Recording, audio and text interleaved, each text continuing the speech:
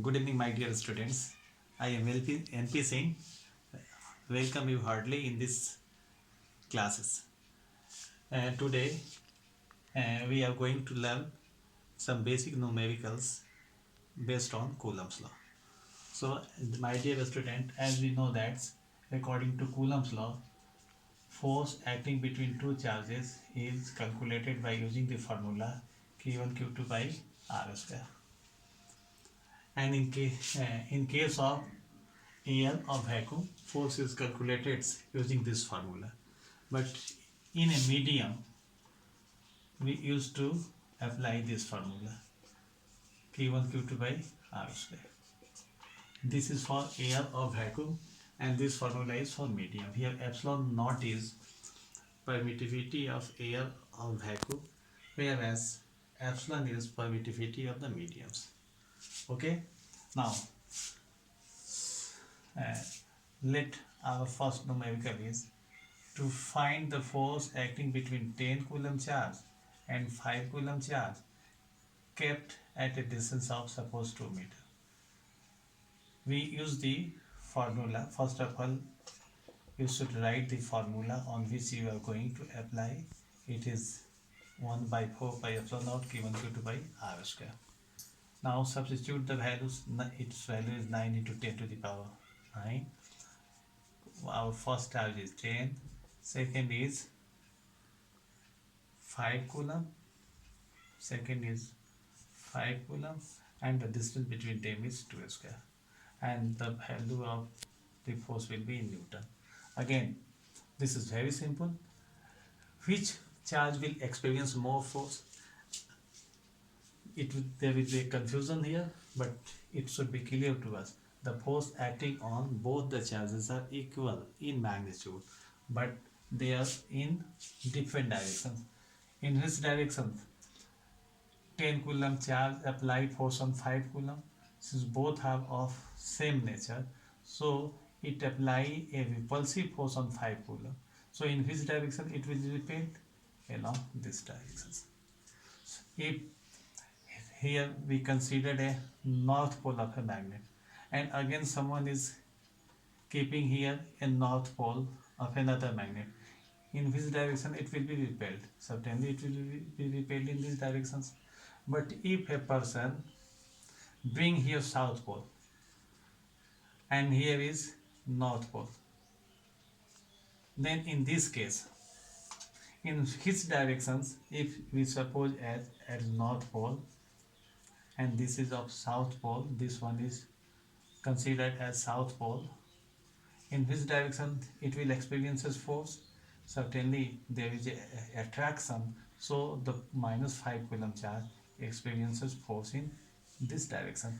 It's in this simple example you can understand it. Now again use the same formula here also. It is equal to 9 into 10 to the power 9, 10 into 5 and divided by 2 square Newton. So here there is no need to sign the negative sign. Simply there is a difference of direction in both the cases. Now in which directions force due to 5 Coulomb charge acts on 10 Coulomb charge? As both have of same nature, both have positive charges, so 5 Coulomb charge repel 10 Coulomb charge in this direction. And if it is a negative charge, it attracts 10 Coulomb charge in this direction. But in all the cases, magnitude of the force is calculated in the same way and is identical in both the cases. So with the help of this simple example, we understand the directions of the Coulomb force acting on a charge. Now take another example. If there are more than 2 charges, let it is 10 Coulomb charge, this is 5 Coulomb charge, and this is again minus 2 Coulomb charge. And suppose this is 2 meter and this one is, how can we find the resultant force acting on each of the charge? Let the 10 Coulomb charge at A this is B, and suppose this one is C. So first of all, let us find the force on 10 Coulomb charge. This charge experiences force due to both 5 Coulomb charge and minus 2 Coulomb charge. 5 Coulomb charge is of same nature, so it repel these away from the points. For example, if this is north, this is also north pole. This north pole repel this north pole in this direction. But what about this? As it is of opposite nature, so if it is north pole, this is south, and it attracts towards itself. So the direction will be due to minus 2 Coulomb charge along this direction. Let it is force on A due to C, and this is represented by force on A due to B. Now you can find the value of force on A due to B using this formula, which is 9 into 10 to the power 9. Force on A due to B, 10 into 5 and divided by distance between the two is 2 square. Now the force on A due to C is 9 into 10 to the power 9, the value of the constant 1 by 4 pi epsilon naught. This is of value 10 Coulomb, and this is of values minus 2, but take here simply 2, and the distance between the two is 4 square. So this is the force due to C. Now simplify this, and if here it's a value, which one is larger? After calculation, see the value of which one is larger. It is equal to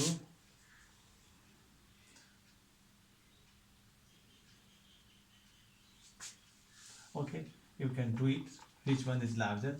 If the force on A due to C is greater, the result will be along this. If this one is larger, then the result will be along these directions. Now find the force on C. As C is negative and B is positive, it attracts it toward itself. Force on C due to B. This is also positive, it attracts minus 2 Coulomb charge toward itself, so it is force on C and due to A. As both are along the same direction, so F net on C will be equal to force on C due to A plus force on C due to B. Now if substitute the value and simplify it. Similarly, you can find the force on B due to A and C. As these two are of same nature, B will be repelled along this direction. It is force on B due to A. As this is negative and this one is positive, it attracts B toward itself. So it is the force on B due to C. As both are in the same direction, so F net will be again F net on B will be equal to force on B due to C plus force on B due to A. So in this way you can find the value of net force acting on the charge if the charges are situated on the same line. But if the charges are in a plane, how can you find the resultant? As we know that if two forces are acting on the body in the same direction, resultant is simply obtained by adding these two forces. If the forces are acting in opposite directions, then here F net is equal to F1 plus F2. In this case, F net will be equal to F1 minus F2, as the magnitude of F1 is large, and it is shown here by representing this with a longer arrow. Now how can you find the resultant? If the forces are acting at some angle, then you have to apply the expression for obtaining the resultant. R is equal to A square plus B square plus 2AB cos theta. Here F net will be equal to f1 square plus f2 square plus 2 f1 f2 cos theta. So let us consider a simple example based on this. Suppose here is a minus q charge, or here is again minus q Coulomb charge, and here is a positive charge q. These three charges are kept at the vertices of a equilateral triangles. So how can you find the force acting on each the charges? Let it be A, B or C. First of all, find the net force acting on A. This is negative and this one is positive. It apply a force toward itself, and always keep the point of action on the charge where the net force has to be calculated. So I have kept the tail of the vector at these points, and as this is negative charge, it's attract toward it, so direction is along these directions.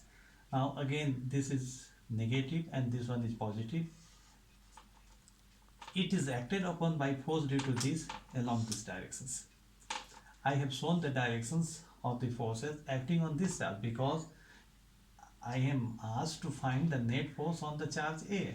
Let this force is represented by force on A due to C. This is force on A due to B. Now, as the distances are same, value of the charges is also same. So force on A due to B is equal to force on A due to C, and is equal to 1 by 4 pi epsilon naught Q into Q by A square. Now, as the angle between these two is 60 degrees, this is a equilateral triangles. So how can you find the resultant? As the two are acting at some angle, here it is 60 degree, so you have to apply this formula. So how can you find the resultant? Resultant becomes therefore net force on A. F net will be equal to F on A due to B square plus force on A due to C square plus 2 force on A due to B, force on A due to C, and cos 60 degree. It is equal to force on A due to B the whole square plus force on A due to B the whole square plus 2 force on A due to B, force on A due to B, and cos 60 degree is half. This is since force on A due to B is equal to force on A due to C. So F net is equal to root 3 times force on A due to B, and it is equal to root 3 1 by 4 pi epsilon naught Q square by A square, and its direction is certainly along this direction. In this way you can find the resultant force acting on the charge due to several charges which are situated in a plane. So similarly you can find the net force acting on minus q Coulomb charge. This is minus q Coulomb and this is also negative. So this charge C experiences force of repulsion. It is force on C due to B along this direction. And what about the force due to the charge A? It is positive charge and this one is negative. It experiences force in this direction. It is force on C due to A. Now this angle is 120 degree. Using this in similar way, you can find the resultant force acting on the C. Similarly, this minus q charge repel this one along this direction. It is force on B due to C. This is positive, this one is negative. It attracts toward this direction, force on B due to A. Force on B due to A. Again, as the angle between these two is known to us, we can find the resultant along using this similar method. In this way, with the help of these basic examples, you can take a starter toward the solving numericals on the Coulomb's law. It also helps in calculating the electric field in case of several charges. Okay, good day.